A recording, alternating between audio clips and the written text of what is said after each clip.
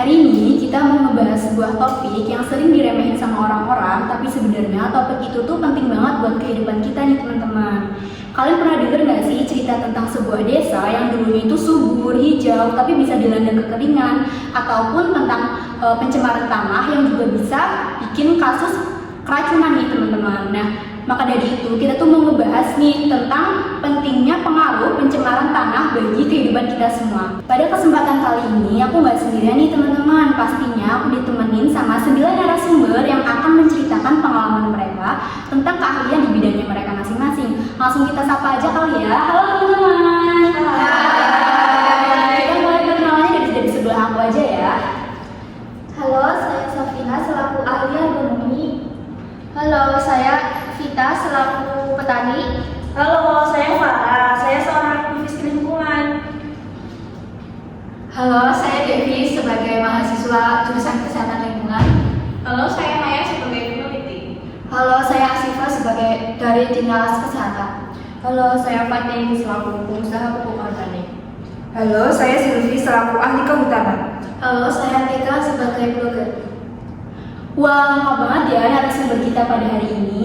Dari semua aspek yang ada ini, kita mungkin nggak usah lama-lama kali ya, langsung aja kita mulai pembahasan mengenai pengaruh pencemaran tanah terhadap kesehatan kita. Mungkin bisa dimulai dari Safina sebagai ahli agronomi tanah. Bisa ceritakan dulu kenapa tanah sehat itu penting buat kehidupan kita? Jadi pembahasan kita ini sangat asik ya Putri. Bener banget tuh Safina. Karena sangat berhubungan dengan hal yang penting banget buat kehidupan kita. Nah, untuk pertanyaan Andri tadi, itu dapat saya jabarkan menjadi tanah yang sehat itu dasar dari ekosistem yang kuat. Tanah yang subur mendukung pertumbuhan tanaman, yang pada gilirannya menyediakan pangan bagi manusia dan hewan. Tanah juga berperan dalam menyimpan karbon. Jadi, kalau kita jaga tanah tetap sehat, kita juga membantu mengurangi dampak perubahan iklim. Oh gitu, jadi tanah itu bagian dari ekosistem kita ya Safina ya. Berarti kalau tanah yang subur itu mendukung pertumbuhan tanaman dan ada hubungannya dengan lahan-lahan di sawah juga nih. Kebetulan sekali kita juga ada narasumber yang namanya Vita, dia itu seorang petani milenial, bisa kita katakan begitu nih. Nah, ini saya sedikit penasaran nih, langkah apa aja sih yang Vita dapat lakukan untuk menyehatkan tanah di lahannya? Jadi di lahan saya menerapkan rotasi tanaman dan menggunakan pupuk organik dari limbah ternak. Saya juga menanam tanaman penutup seperti kacang-kacangan untuk mencegah erosi dan menjaga kelembaban tanah. Rotasi tanaman itu menurut saya salah satu cara efektif untuk menjaga kesuburan tanah. Petani dapat menanam berbagai jenis tanaman secara bergiliran di waktu lahan dalam periode waktu tertentu. Waktu penerapannya yaitu setelah panen jagung, saya bisa menanam kacang-kacangan. Jagung membutuhkan banyak nitrogen, sedangkan kacang-kacangan dapat memperbaiki kandungan nitrogen di tanah. Setelah itu, saya dapat menanam tanaman umbi-umbian seperti kacang yang membutuhkan tanah yang gembur. Wah, itulah langkah yang bagus, Vita. Saya juga sering kampanye ke masyarakat untuk melakukan edukasi mengenai pengurangan penggunaan pestisida kimia dan mulai beralih menggunakan metode alami lebih ramah lingkungan. Namun, saya juga masih sering mengunjungi masyarakat yang tetap menggunakan produk pestisida yang jelas-jelas dapat merusak tanah kita. Bahkan saya kemarin juga sempat menangani kasus mengenai keracunan pestisida pada petani bawang di daerah Kabupaten Brebes. Jadi tanah yang terkena pestisida berbahaya itu sangat beracun. Waduh, bahaya juga ya ternyata dampak pestisida bagi tanah kita. Apalagi kalau sampai ada kasus akibat tanah tercemar kayak gitu. Omong-omong mengenai pencemaran tanah, berarti mikroorganisme yang ada di tanah juga itu akan mati ya akibat adanya pencemaran tanah. Jadi mikroorganisme tanah memiliki peran yang sangat besar menjaga kesuburan. Banyak jenis pestisida dan bahan kimia berbahaya lainnya bersifat toksik bagi mikroorganisme.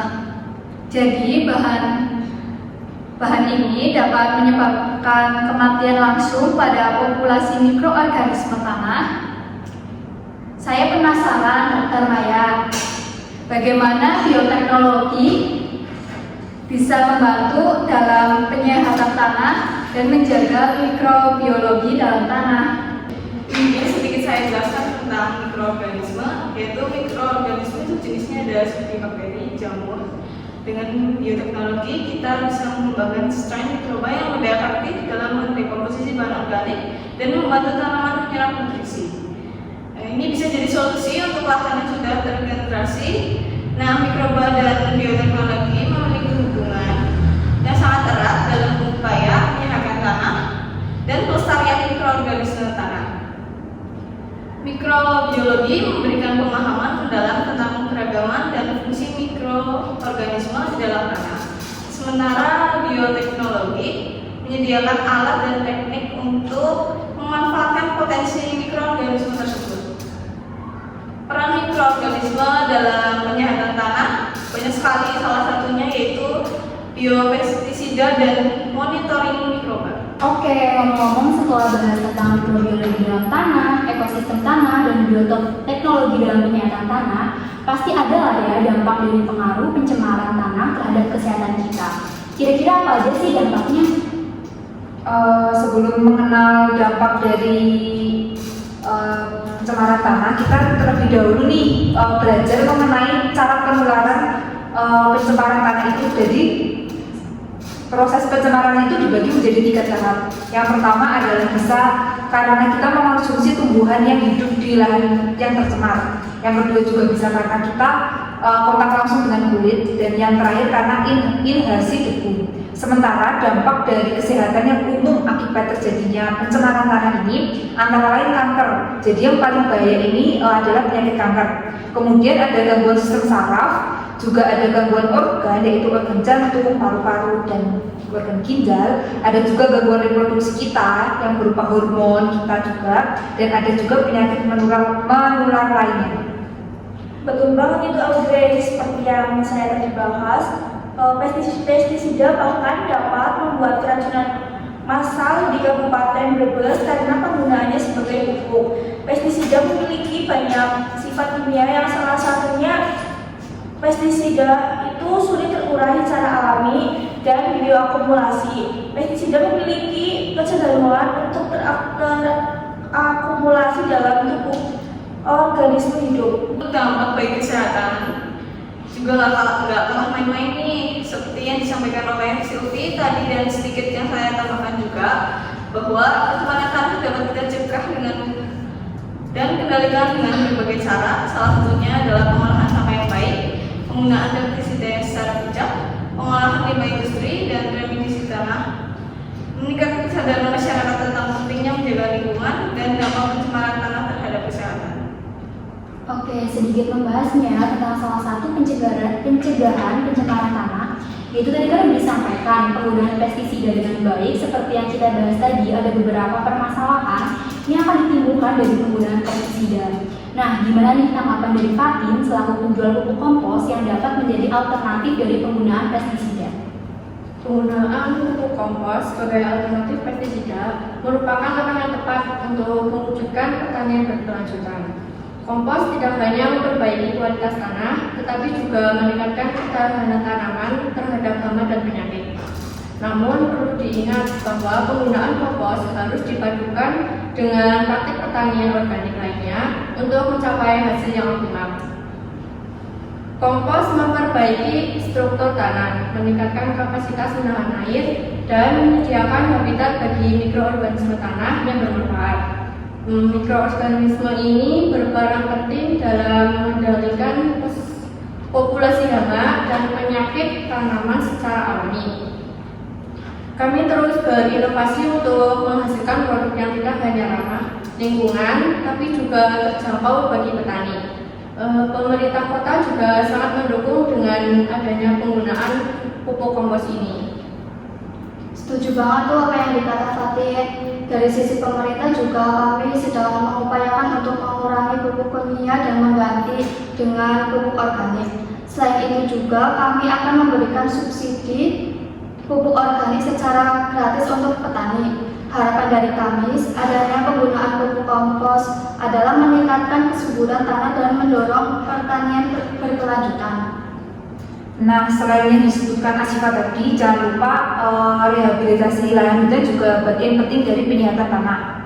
Di mana rehabilitasi lahan hutan adalah upaya untuk memulihkan hutan atau mengembalikan fungsi dan produktivitas lahan hutan yang rusak dan terdegradasi. Proses ini sangat penting untuk menjaga keseimbangan ekosistem, melindungi keanekaragaman hayati, dan juga pohon-pohon yang kita tanam bisa mencegah erosi, memperbaiki struktur tanah, dan meningkatkan infiltrasi air.